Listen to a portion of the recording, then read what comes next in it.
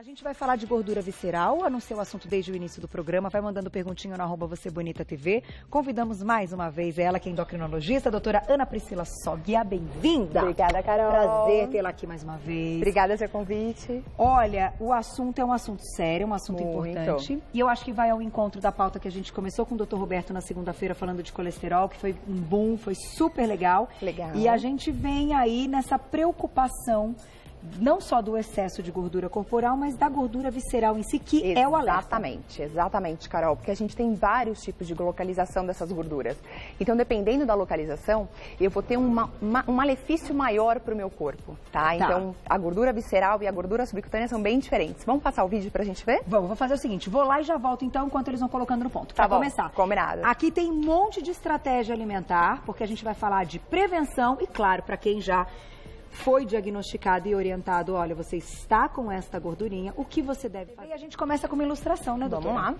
Vamos seguir com ela. Então, eu acho que a primeira é um vídeo que mostra no corpo masculino, né? Exatamente. No homem. Vamos lá, o que a gente vai ver aqui no vídeo? Aí, ó. Vamos lá, perfeito. Então, aí a gente vê o nosso funcionamento, então a comida entrando pelo nosso estômago, tá bom, Carol? E aí ele vai ter uma absorção, porque o que é importante? Quando a gente come os alimentos, eles vão ser absorvidos e vão ser estocados na forma de glicogênio, que é o nosso depósito de glicose, e na forma de gordura. Quando esse excesso de glicogênio não consegue, quando esse excesso de glicose não consegue ser estocado na forma de glicogênio, o que vai acontecer?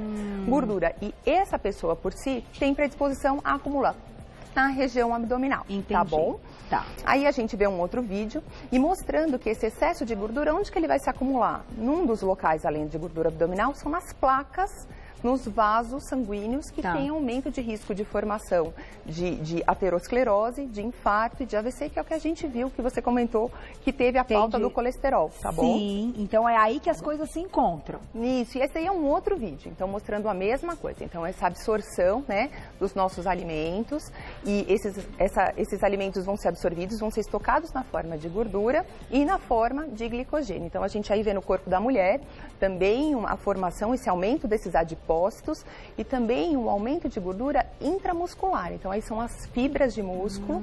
Então, a gente vai acumulando tanto ao redor, né, onde que a gente acumula? No subcutâneo. Mas a gente acumula gordura em todos os lugares, Carol.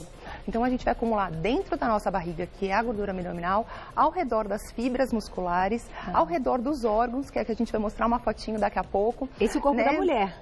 No corpo da mulher e no corpo do homem. É que a maior parte dos homens, Carol, eles vão acumular onde? Na região abdominal. Então, por isso que a gente fala que é a barriguinha de cerveja, né? Então, eles têm uma predisposição genética por causa dos hormônios deles a acumularem mais na gordura abdominal. Já a mulher, ela pode acumular em vários locais, mas é muito mais frequente ela acumular em subcutâneo, ela acumular na região, muitas vezes, de coxas, nádegas, braços, até mais do que barriga. Mas qual é a questão? Esse pouquinho de gordura que ela vai acumulando na barriga também é maléfico. Já é um perigo. Exatamente. Então vamos mostrar uma foto, que eu acho que é a primeira foto que a gente vai ilustrar, para a gente tentar entender, porque nem todo mundo que tem uma barriguinha maior, Carol, vai ter a gordura que a gente chama de visceral, que é essa intraabdominal. Certo. Então a gente vê aqui pelo VT, a gordura subcutânea, ela é pra frente. Então a gente tem os nossos músculos aqui, né, essa parte branca, e a gordura subcutânea fica pra frente. Não é que ela seja boa a gente ter, não é bom ter nenhum tipo de gordurinha abdominal. Mas é aquela que você consegue pegar, né? Que se aperta. Isso, e ela é menos maléfica porque ela produz menos fatores inflamatórios, ela causa menos consequências ruins ao nosso corpo do que a visceral, que fica ao redor, ó. A gente vê o nosso intestino, tá vendo? Tudo com essa gordurinha bem ao redor das nossas vísceras, dos nossos órgãos. E a próxima foto a gente vai mostrar um paciente, tá vendo? Olha só. Aqui, de um lado, a gente vê os nossos órgãos e um paciente com pouca quantidade de gordura visceral, de gordura abdominal. E já desse lado, olha só quanta gordura envolvendo os órgãos que a gente vê. E é isso mesmo que acontece dentro da gente, um monte de gordura. E é essa gordura que é ruim. É isso que é o perigo da história. Exatamente. Uma primeira pergunta neste momento. Como você comentou, algumas pessoas vão sim ter essa concentração de uma gordurinha subcutânea, então aquela que a gente pega e tal, que você consegue apertar. E qual é aí o que indica normalmente, então, uma predisposição à gordura visceral? É de fato algo genético? É uma predisposição do organismo? Ou são só os hábitos ruins? Então, tem várias questões envolvidas com isso, viu, Carol? Então é assim, a gente vai ter questões hormonais, a gente vai ter questões principalmente genéticas, Puxa vida. tá bom? A questão de sexo e a questão de alimentação e atividade física. Então, muitas vezes é uma pessoa que tem muito pouca gordura visceral porque ela faz atividade física, mas ficou com uma gordurinha localizada que vocês conversaram hoje de manhã na primeira pauta. Então, ficou aquela gordurinha localizada, a gente quer tirar, lógico, mas ela não faz mal para o nosso corpo, tanto quanto essa gordura visceral. A gente tem também, dependendo da genética, de raças, então assim, a gente sabe que os orientais, os asiáticos, eles acumulam muita gordura visceral. Então, às vezes, eles ganham muito pouquinho peso, mas já faz um estrago metabólico, porque é uma predisposição deles.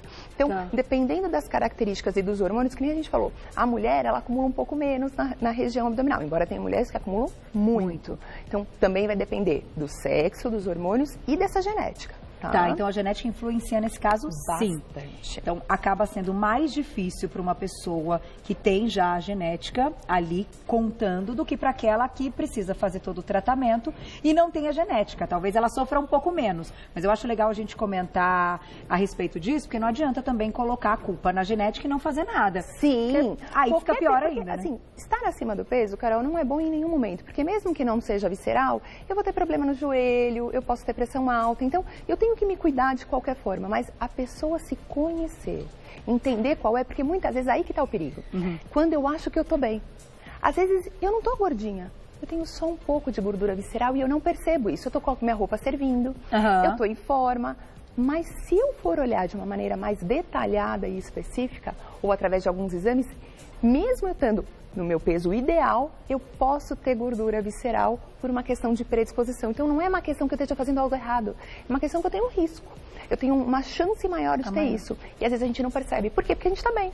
Sim. E fica silenciosa lá dentro. Quando está muito grande, que nem aquele do vídeo do homem, aí tudo bem, a gente consegue ver. Um pouco mais e claro. quando é uma coisa mais silenciosa, por isso que é importante conversar com o médico, com quem te acompanha, nutricionista, médico, como que está a questão da gordura visceral. Como então, eu imagino, claro, que a prática clínica de vocês já existe uma desconfiança daquele primeiro momento de conversa com o paciente, falar, olha, digamos que aí tem uma chance de ter alguma coisa. O que é então hoje um padrão para que a gente tenha esse resultado e descubra essa gordura visceral? Perfeito. Então, assim, os métodos mais clássicos e que tem menor custo e que a gente pode fazer de maneira bem simples no consultório é fazer uma medida de circunferência abdominal e circunferência de quadril. Então, isso eu acho que é um pouco básico de uma consulta geral de um cardiologista, endocrinologista, nutricionista, então, assim, ginecologista que vai avaliar, né, tanto mulheres quanto homens. E aí a gente tem uma recomendação que é ter uma circunferência abdominal menor do que 94 no sexo masculino e menor do que 80 no sexo feminino. Então, é bem puxado. Então, assim,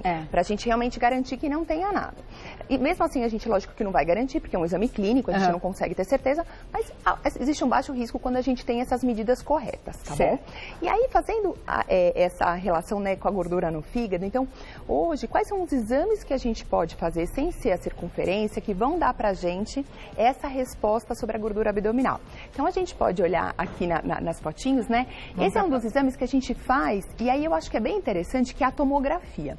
E olha só, Carol, nesse primeiro, a gente consegue ver que essa parte amarela é a parte de gordura. E ela fica na frente da parte preta, que são os músculos. Entendi. Então, é uma gordura que ela é subcutânea. Então, ela tá lá na frente. Ok. Esse paciente do lado, olha a diferença, Carol. O preto, se lembra, ele é um músculo, nessa parte da frente. O resto é tudo gordura. É tudo gordura, mas lá dentro, olha os órgãos dele cheio de gordura envolvida. E pra gente poder fazer a avaliação da gordura no fígado, quais são os exames que a gente faz? Um deles é a tomografia. Assim, nessa imagem aqui, a gente pega um pedacinho muito pequeno do fígado, então a gente não consegue ver direito a gordura. Mas a gente pode ver a gordura no fígado através do ultrassom e da tomografia. E tanto o ultrassom quanto a tomografia também conseguem me falar sobre a questão da gordura visceral.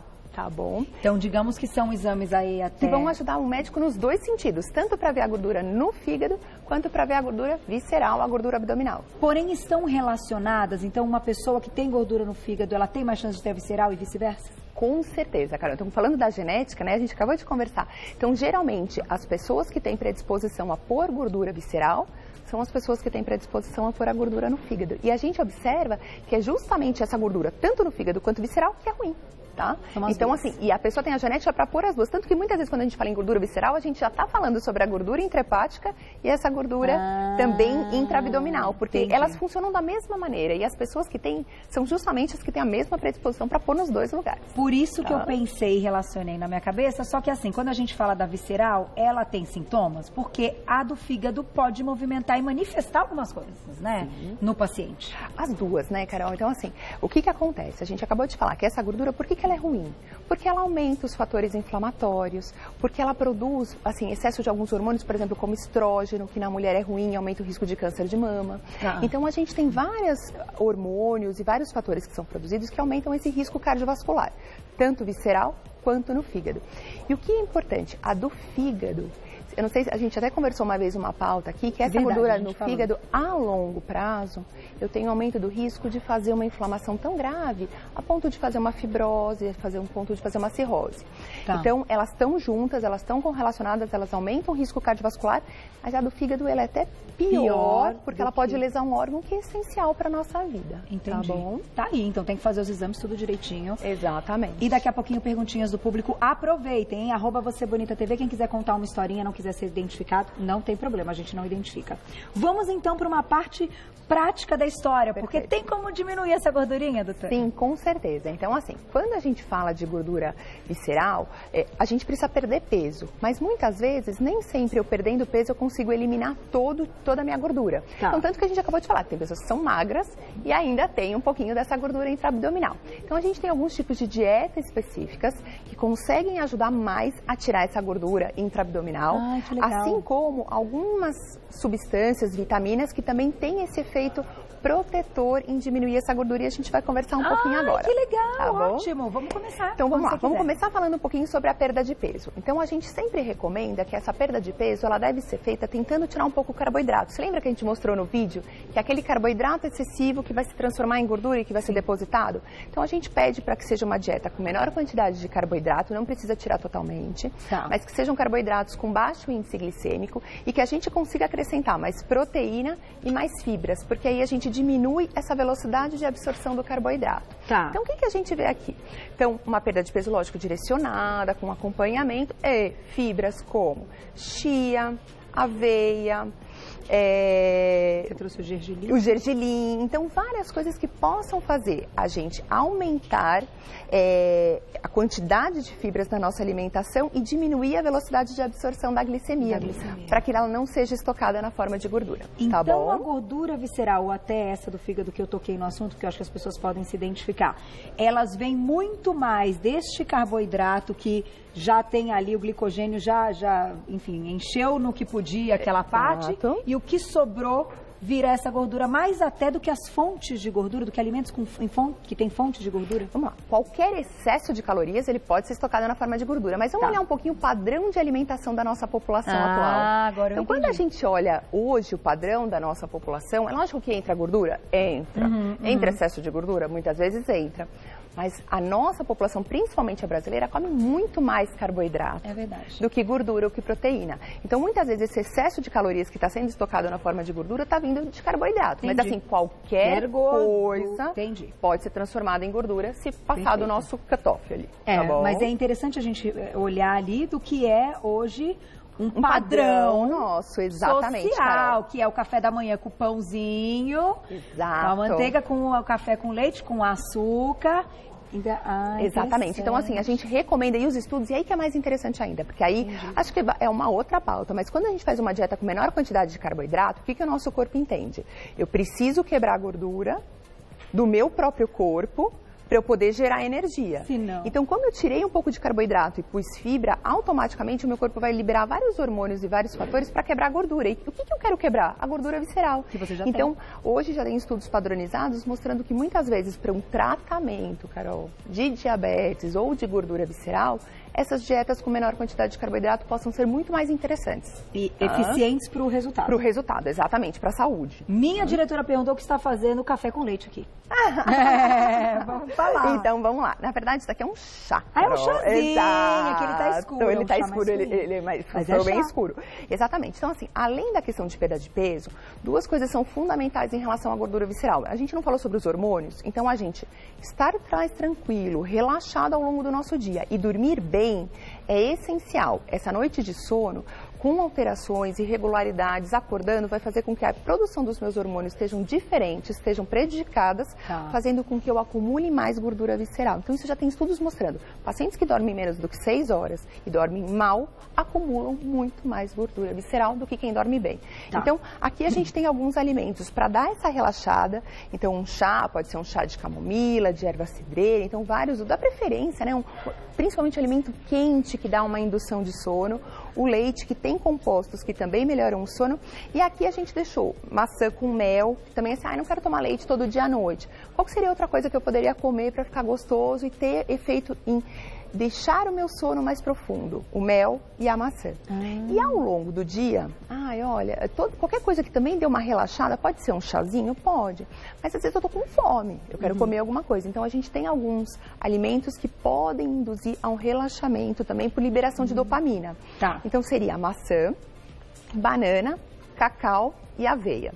Então muitas vezes eu vou tomar um leite com cacau, então assim, sem muito açúcar, numa quantidade pequena. Então, assim, para a gente poder mesclar, são alimentos que liberam mais dopamina e que fazem a gente ficar um pouquinho mais relaxado.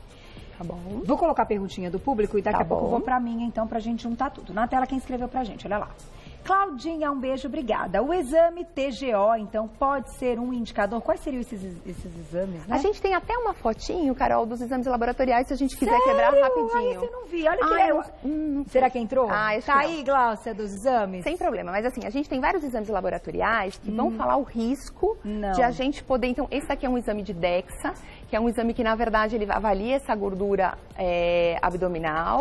Então, a gente consegue diferenciar. Tem uma próxima foto, Carol, que mostra justamente a diferença entre, tá vendo? Aqui a gente tem um paciente que tem gordura subcutânea, tá vendo? E esse é um paciente que tem gordura, lógico que subcutânea, mas também abdominal. Olha só essa diferença desse aqui interno dele, tá? Então, a gente vê rosinha, né? E esse daqui, uma quantidade muito maior de gordura. Então, esse é o DEXA, que é um exame que também dá pra gente ver. E os exames laboratoriais são justamente o que a gente teve na pergunta.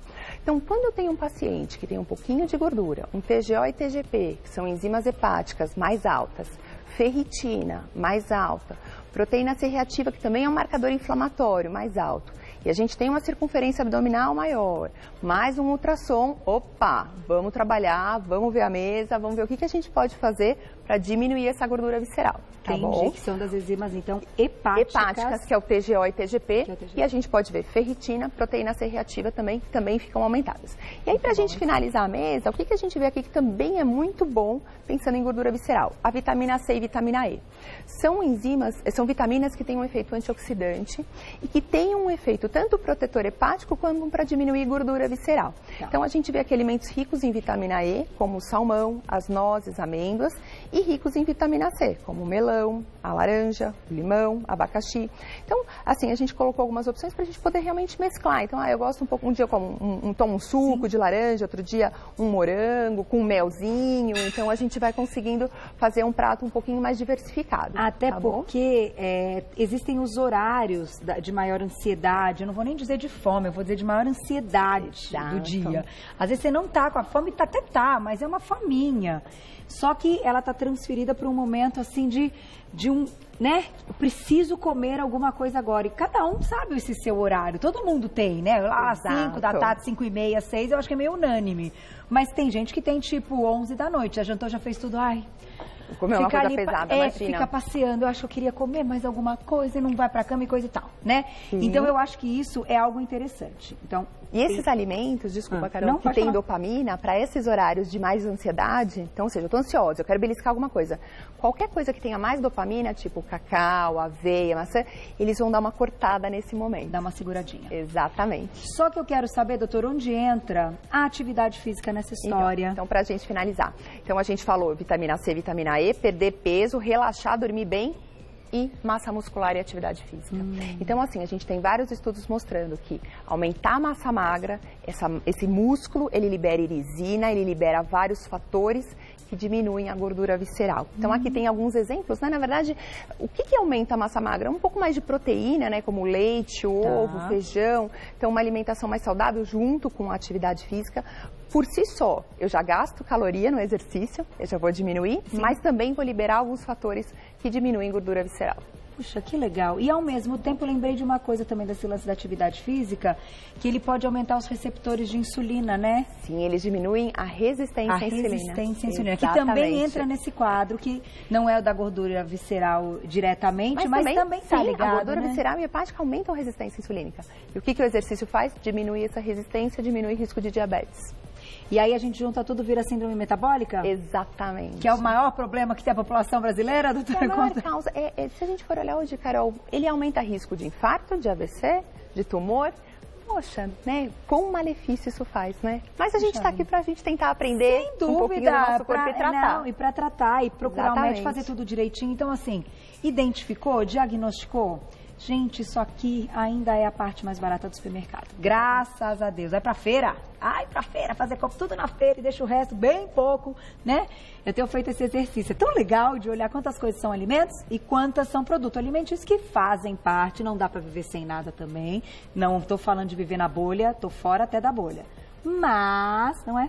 Exatamente. Compensa quando você vê que tem muito mais alimentos do que qualquer produto alimentício. Sair da farmácia e ir pra feira. É isso mesmo, doutora. Adorei sair da farmácia e ir pra feira. Vou passar o agradecimento dela, nossa endocrinologista, a doutora Ana Priscila Soga, que sempre dá uma aula.